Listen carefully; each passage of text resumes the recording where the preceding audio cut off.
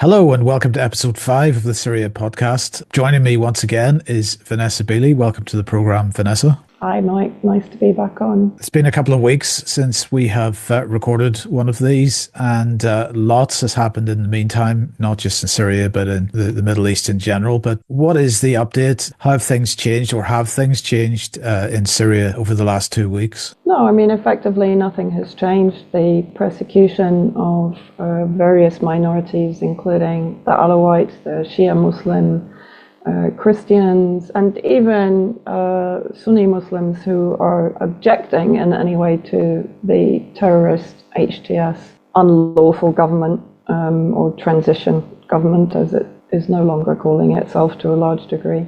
And, there are, on a regular basis, random kidnappings, displacement of people, destruction of homes, looting of homes, executions, torture, abuse, humiliation, and so on, that is ongoing without any outrage whatsoever from, of course, Western media, the UN, while HTS is effectively still a proscribed organization, although we are seeing moves by various Western regimes to try and circumnavigate that little issue that HTS in most countries is a proscribed organization. HTS was calling itself the interim government, and it is being treated like a government by most countries.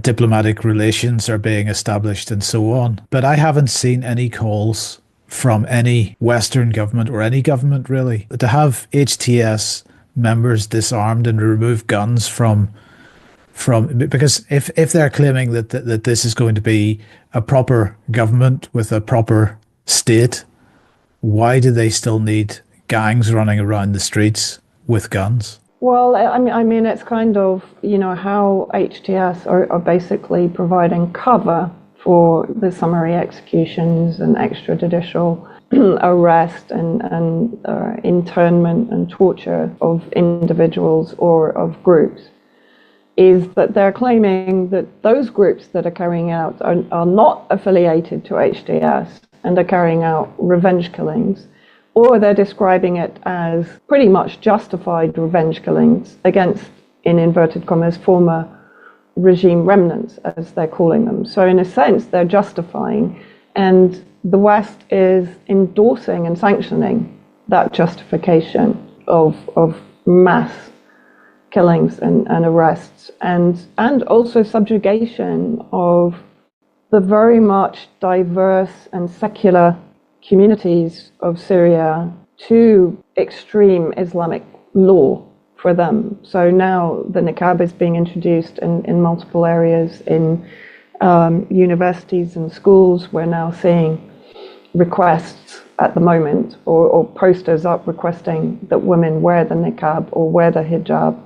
We're seeing segregation on buses, so women at the back, men at the front. There was a video yesterday of an Islamic sheikh moving through the Christian areas in Damascus, so in Qasar and Bab Tuma, preaching to them that they should convert to Islam. And of course, none of this is being mentioned in the West at the moment. I think at some point, we can come on to this, but I think at some point it is going to be weaponized in order to enable intervention by the West in Syria and the partitioning of Syria. But at the moment, they're very quiet on it. And even yesterday, there was a visit from Karim Khan, the head of the ICC, in a meeting with Jalani, who is, as I said, still, as far as I'm aware, a proscribed terrorist and the head of a proscribed organization. So how does this work? How does the ICC, which should be monitoring human rights and prosecuting a failure to respect human rights, visit a country or an interim regime that is now violating human rights, and throughout its history as an organization has violated human rights without a single word? Let's just discuss this word interim for a minute, because the idea of an interim government is that it's transitional, that it's heading to something else. Now, maybe it is unreasonable to expect any kind of comment on this at this early stage, but I think on a recent UK column news, you said something along the lines of 5 years. What are they saying on the temporary nature of the current government? Or, I mean, are you expecting that actually this guy considers that he is now the life leader of this country? Well, it's interesting. I was having a discussion here with some people, and apparently under Syrian constitution, the power can be handed over by the vice president. Now, the vice president is Faisal Muqdad, who remains in Damascus and who has been, let's say, again, in speech marks, advising HTS. But if I understand correctly, he has the power to sign over to Jolani the presidency. So to me, it's very convenient that Faisal Muqdad has been allowed to stay because, of course, he is essential to that power transition constitutionally. So he could potentially, what I'm saying is potentially, he could legally become the president of the country. And of course, what Jolani has been saying is that elections will now not take place for 4 years, and the constitution will take 3 years. Now, again, we have to keep looking at the rank hypocrisy of the West here, because part of the reason that they kept ramping up sanctions against Syria was because of Assad's refusal in their patois, in their language, to push through constitutional reforms. And yet, back in 2012, of course, Assad had produced an entire list of constitutional reforms which didn't count for some reason in the West. So that canard of lack of constitutional reforms has been used by the West to pressure Syria economically, while for Jolani it's absolutely okay for him to extend those constitutional reforms for another 3 years and to delay elections for 4 years. Now, the reason, when I'm speaking to people inside Syria, and I think Jolani has actually said this himself, is that he knows perfectly well the maximum of popular support that he has in Syria right now, without bringing into play the intimidation and so on, is around between 5 and 10%. So he's not going to win an election in Syria right now. Of course, I don't know who would win an election in Syria now, because there's not a very visible opposition through fear right now. So effectively what he's doing is prolonging that interim period with the potential that he can be made president through the existing constitution system, which could make him president with the signing off of Faisal Muqdad. And to give him, one assumes, the 4 years to gain the popularity he needs to then be elected. But at the same time, of course, that's highly unlikely because of what is going on inside Syria. You're going to have to excuse my complete ignorance of this, but I actually have no idea what Syria's constitutional arrangements are. Obviously, there's a presidency, there's an executive, there's a judiciary, but is there a parliament, or is it all local government?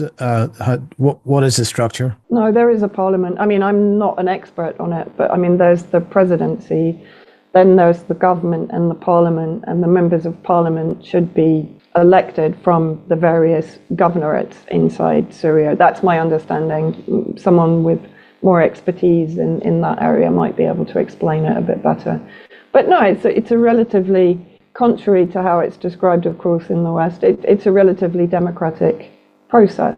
And so in the past, all the minorities have had representation within that parliamentary structure. Absolutely.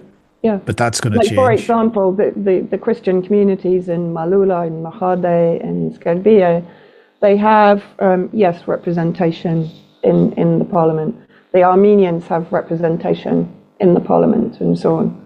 That's the whole point. Palestinians even have representation, even though, of course, they're not recognized as Syrian nationality, but they are citizens of Syria. And the reason that it was arranged like that is so that the Palestinians have the right to return. So they didn't relinquish their Palestinian nationality, but they were given citizenship inside Syria. And of course, under Jolani, what has happened, and many people may not be aware of this, but there were Palestinian brigades as part of the Syrian Arab Army who were responsible, for example, for the liberation of various areas in Syria, including Aleppo, particularly East Aleppo, where many of the Palestinians had been living before the armed groups under the control of Turkey invaded in 2012.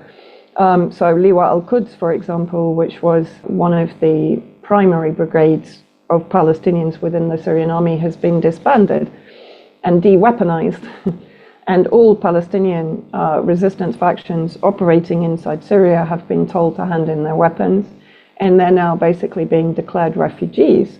So I'm not sure if that means they've lost their citizen status and they now become refugees inside Syria, which is very possible under HTS, which is clearly working in collaboration with Israel. The collaboration with Israel thing is fascinating to me, because Israel has always claimed that Syria and that Islam is an enemy and so on, and yet they're happy to work with certain factions, as we've seen over many, many years, giving them medical aid and weapons and money and so on. But there was the incident a couple of days ago with some HTS members being bombed by Israel.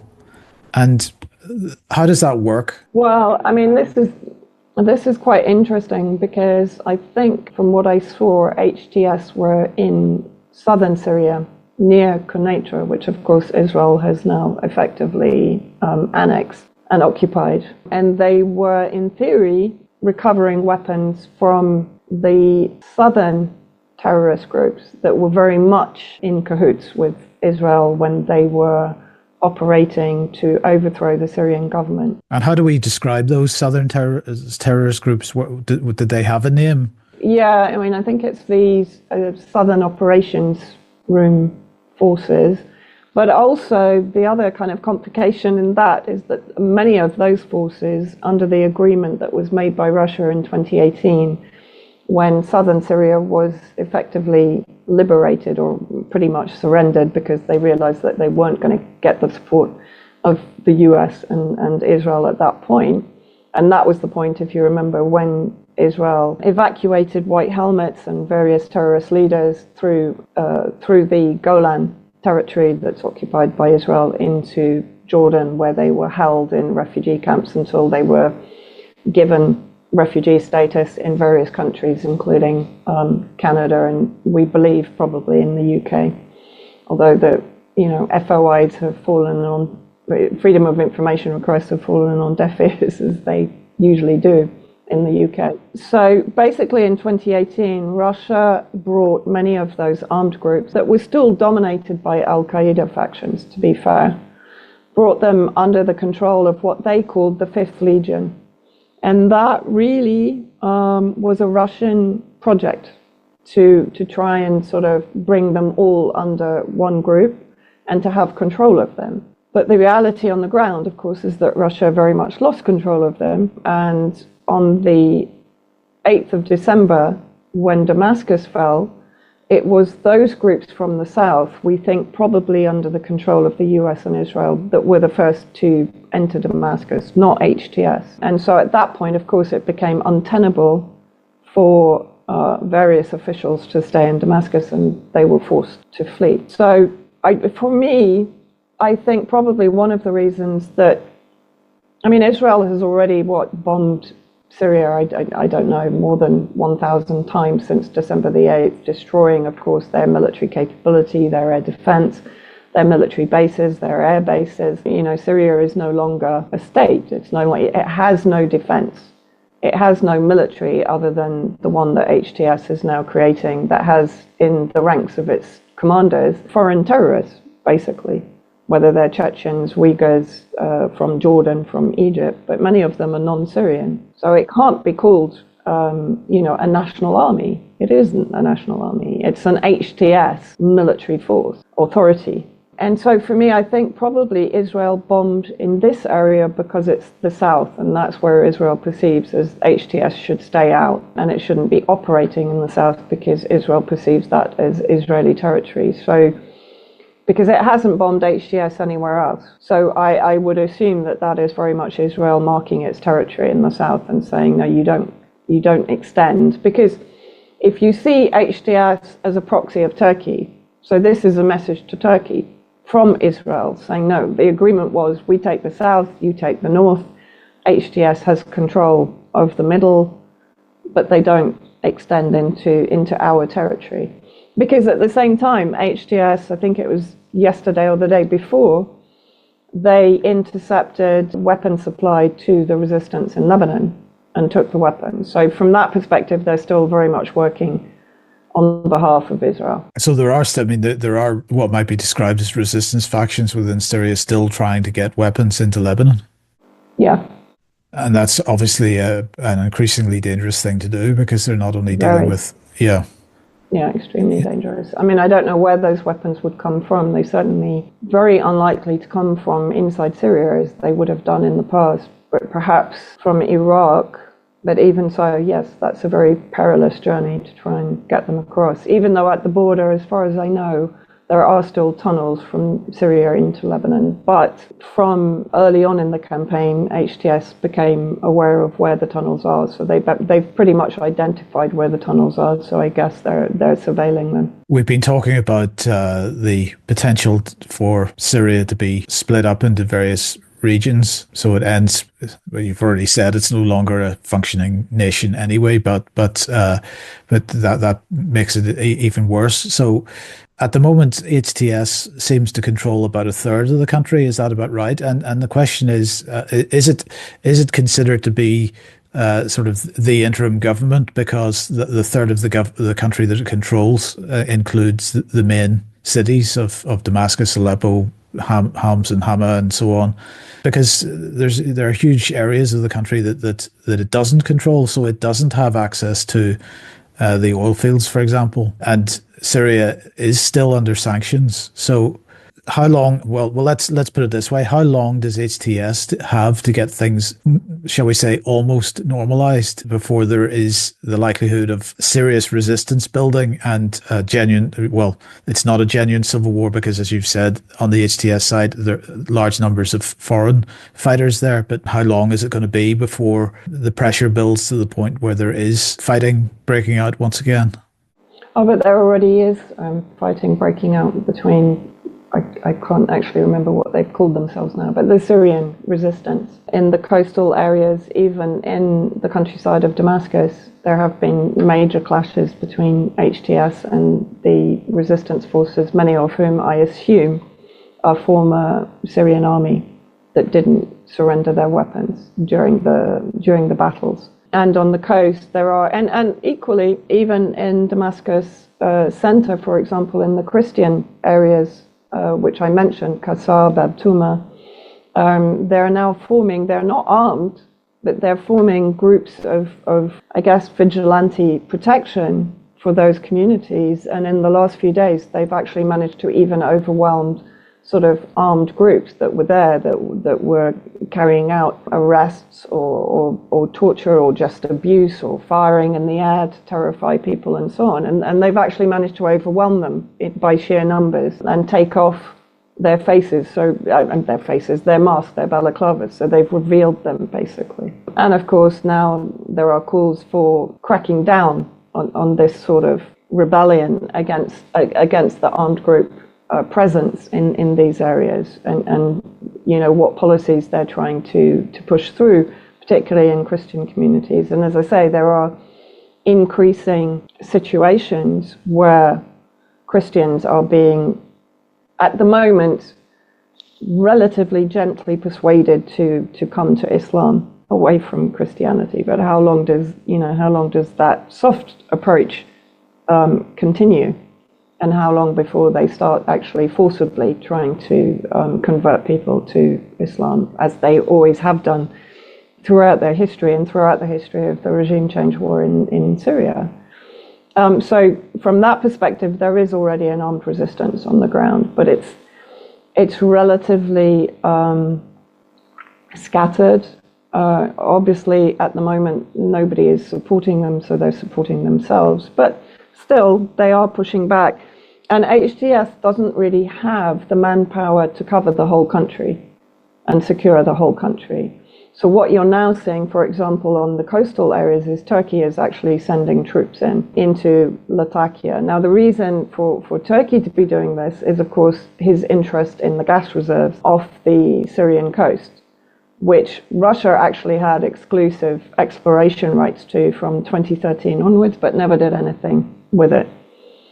And so Erdogan now, we've seen him being, very enthusiastically following up with HTS on the maritime agreements. But now there are, I was told, Turkish troops on the checkpoints in Latakia. So at the same time as there is, as you said, lack of HTS control, and there is potential in the future for intervention by external forces, we're seeing France, Germany, even Italy, and the UK sort of hovering over the, I don't like using that word, but it is in a way the corpse of Syria as it was, and looking at resource and land grab and intervention and a return for France to the French mandate.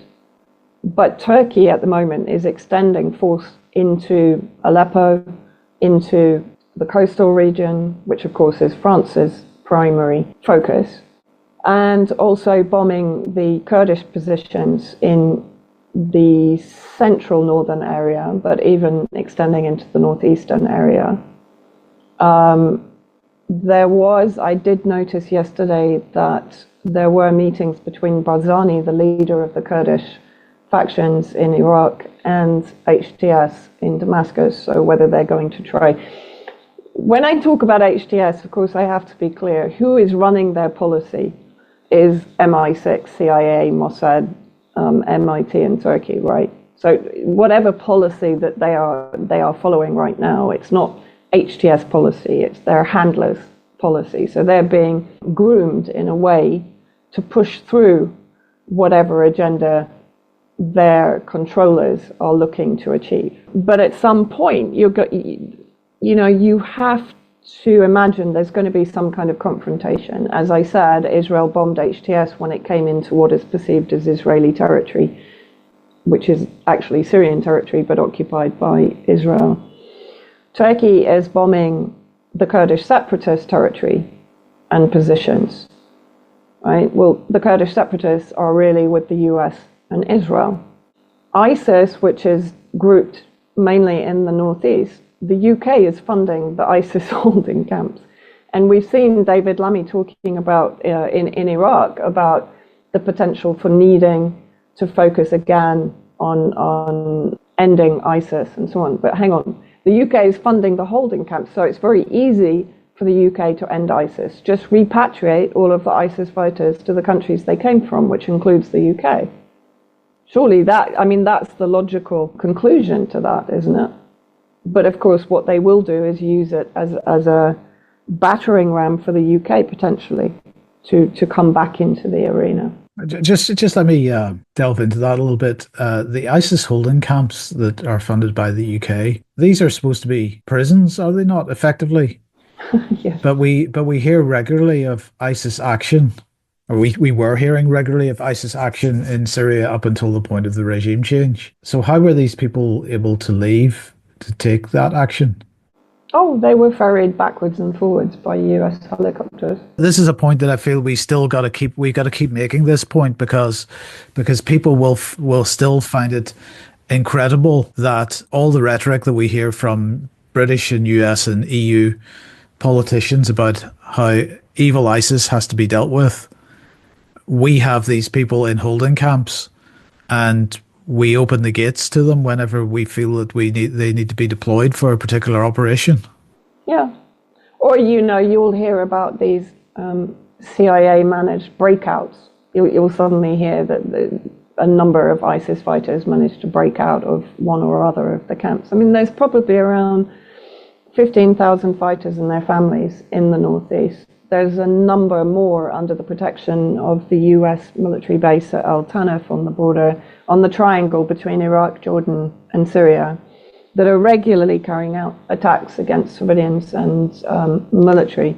Quite interesting that those attacks are not being carried out against HTS, of course. And they just happen to break out with enough arms and armaments to carry out the attacks that they need to carry out. Yeah. So, yeah, right. I mean, if I were to produce a comedy skit, you would have them coming out and the US waiting at the entrance to hand them the weapons to go and conduct whatever operations the US wants them to do. I mean, that would be a sort of Benny Hill style sketch that would be very easy to make for people to understand what really happened. And, the SDF, the Kurdish separatists themselves, while claiming to be fighting ISIS, have on occasions collaborated. They benefit from bribes also, so ISIS can pay to get out if they want to. It's a fairly symbiotic relationship between all of the factions that are considered proxies of the West and of Israel, Turkey, Qatar, and so on. And I think, where ISIS will probably next become most useful for the enemies of the resistance will be in Iraq, of course, because very often what has been happening is ISIS has been ferried from Syria into Iraq and from Iraq back into Syria and so on. And Iraq has been used in some of the more remote areas as a training ground, just as the Syrian desert around the Al Tanf base is also a recruitment and training ground for various terrorist groups, including ISIS. But those attacks, obviously inside Syria, have lessened to some degree, because you will see the brigades of HTS often with the ISIS patch. So ISIS are effectively now working with HTS. They're probably getting paid a bit more to do so.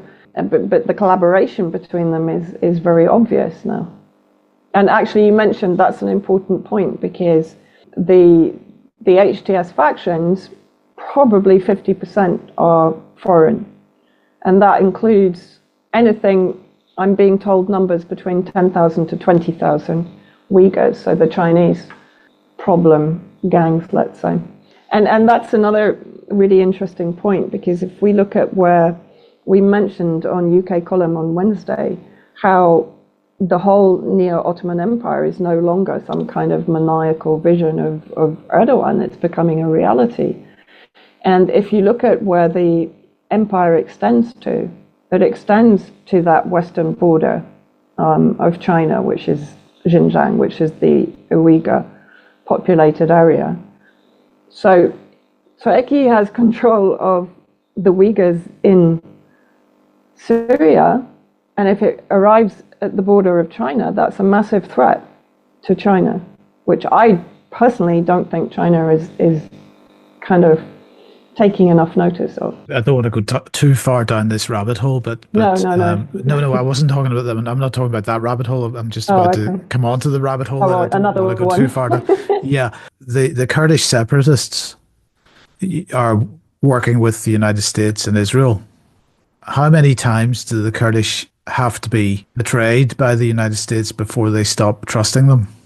Very good question. I was actually talking about this the other day. I don't know. I mean, endlessly, it seems. Is it? Do you think that they just feel that they don't have any other option? Well, they certainly don't now. Because, before they had an option. They had Damascus.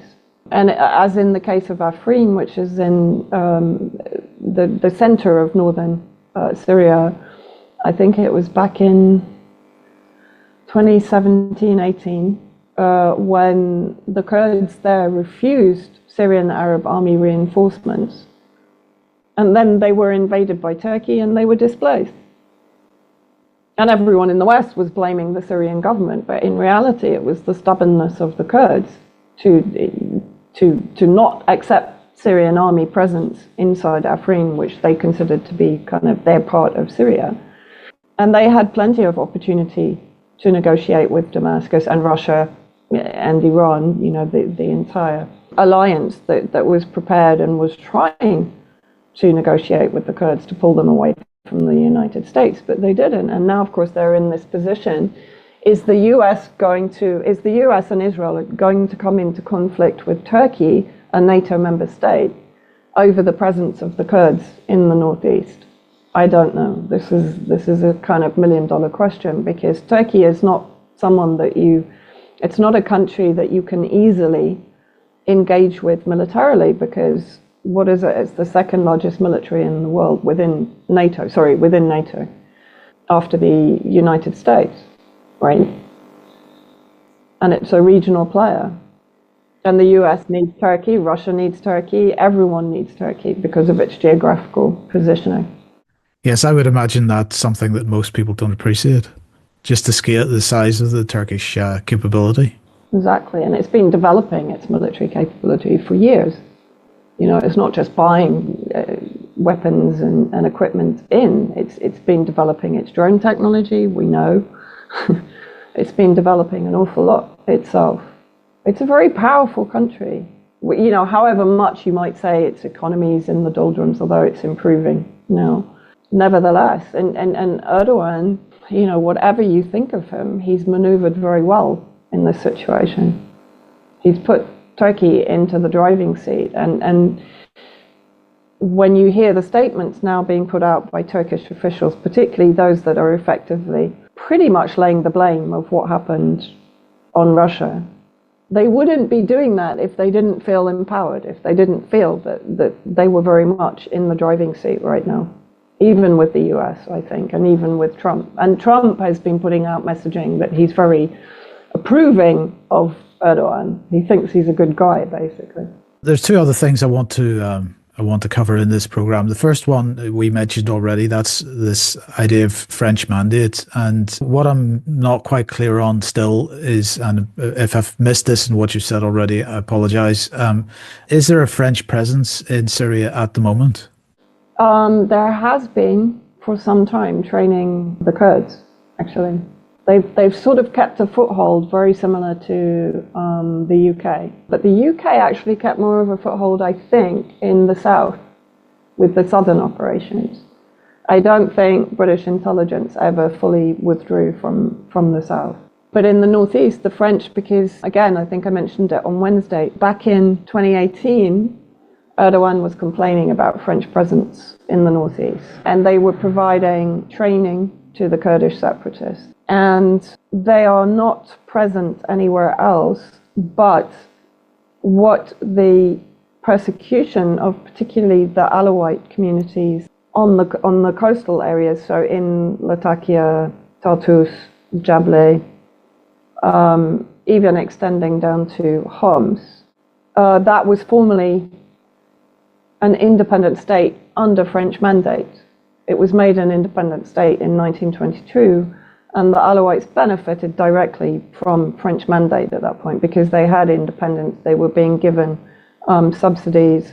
They were being given tax relief, very similar, I suppose, to the Kurds in Iraq, for example, who, when they took control of Iraqi Kurdistan, they had many of the oil reserves under their control. They were exempt from sanctions, US sanctions, and you know, of course, the US was benefiting from the oil, right?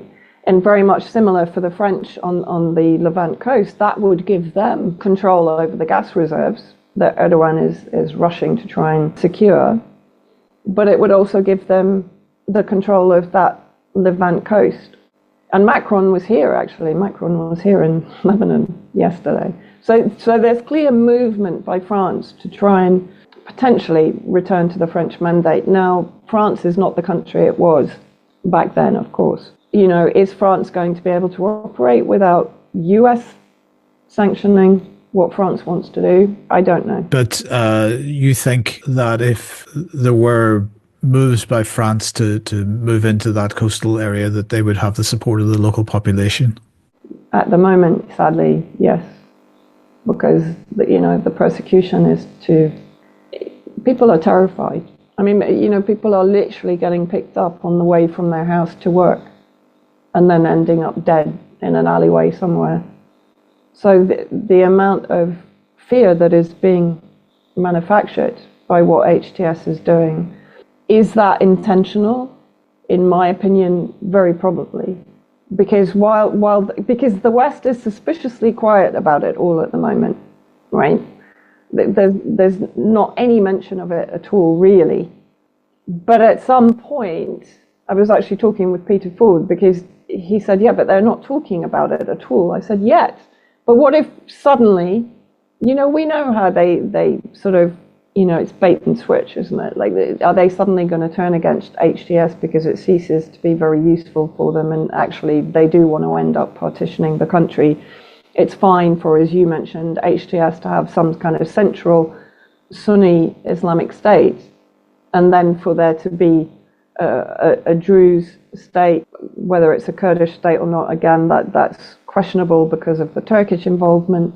But then, a state of Aleppo, which would be under the control of the Turks and their proxies, for example, remains to be seen how it's going to be carved up. But if we go back even for the 1997 clean break doctrine that was cobbled together by CIA for Netanyahu back then, that was always the intention, was to weaken and carve up the region in order for Israel to be able to have its security, but also to be better able to control those statelets.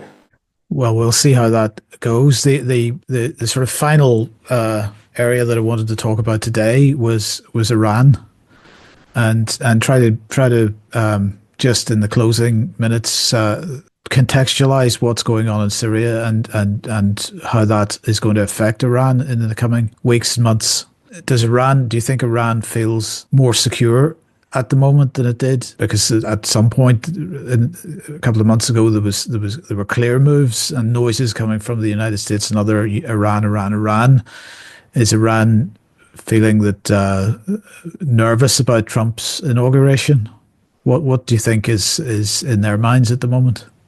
I think with the Pezeshkian Zarif government, the reformist government, from a government perspective, Iran is going to be looking at sort of diverting attention away from Iran, perhaps towards China.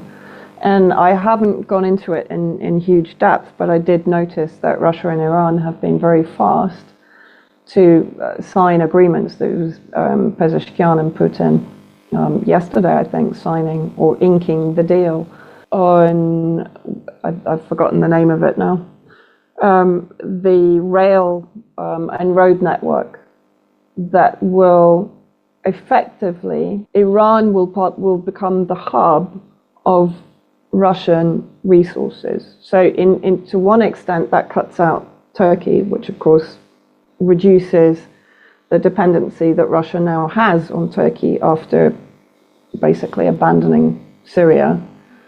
We'd been talking about that Russia was putting itself basically into a situation of being very reliant upon Turkey to continue its military base in Syria, to secure its military and naval presence in Africa, and so on.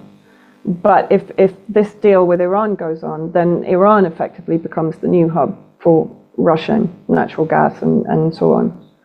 But what does this actually also do? Where does this leave China? Because China has lost its Belt and Road, right? Because Syria has been taken out of the equation. If Russia and Iran are making deals on Iran becoming the hub of Russian resources and for delivery even into Europe, then is China being squeezed out here? And also bring into the fact that has Russia made a deal with Trump over Ukraine? I guess that will become apparent after the 20th. So is Trump coming in with the priority of hitting China? Because he's been talking about Panama. There's obviously moves against Maduro, for example, in Venezuela, which is all part of that China-Panama issue for Trump. And we know that Trump's priority is China. At the same time, from an Israeli perspective, Israel needs to defang every country that is neighboring it. So it's done that already to Syria. That's what we've seen. Iraq still needs the resistance destroyed. Yemen Yemen for sure is going to come under sustained attack, in my opinion. Egypt, there are moves afoot for some kind of revolution in Egypt. There's members of HTS now are moving, Egyptian members are moving their attention to Egypt and dethroning Sisi, for example. Jordan. Because ultimately the way that Israel views things is it knows that at the moment Sisi is not necessarily a threat. Although it's been complaining about Egypt building up defenses in the Sinai because that breaks the Camp David agreement. But that suggests that Egypt knows that Israel at some point is either going to invade the Sinai or it's going to, by proxy, invade the Sinai. So in my opinion, Egypt knows that it's kind of next, right? So I think, and this is what I said, and I don't mean it in any sort of derogatory way towards the Palestinian cause or towards the suffering of the Palestinians, but Trump's plan was to kind of close the Palestinian file because in a sense they've achieved to a large degree what they needed to do. And they need to move on to securing Israel's security for the next 100, 200, 300 years. Because we know that, the enemy thinks way ahead while we're taking a breather and we're kind of thinking, oh, okay, we got a ceasefire, thank God. Yes, the Palestinians can have some kind of relief. But look what happened with the ceasefire between Hezbollah and Israel. And I said it immediately, they're going to pivot to Syria. This is a breather for them. This is giving them the opportunity to turn the focus somewhere else. Okay. Well, I mean, it's a fast-moving, complex environment. And I mean, that's without bringing in the Gulf states, for example. Yes. But part of the Gaza ceasefire is to allow the normalization with Saudi Arabia. But is Saudi Arabia going to allow a Muslim Brotherhood dominance in Syria? I don't know. Is it going to be allowed to allow that? Do you know what I mean? And then you've got UAE interests, you've got Qatari interests, which are definitely Muslim Brotherhood. And there you have the connection of the original pipeline, Qatari-Turkish pipeline. And you have there the Muslim Brotherhood Turkish connection, the Muslim Brotherhood Qatari connection. Is Saudi going to be happy with that? Don't know. So it's an ever shifting sands of alliances in order to achieve both individual and collective goals. But I think Trump is going to hit the ground running with much of this. The Middle East is such a fascinating area because you've so many, because it's so tribal and there's so many factions there.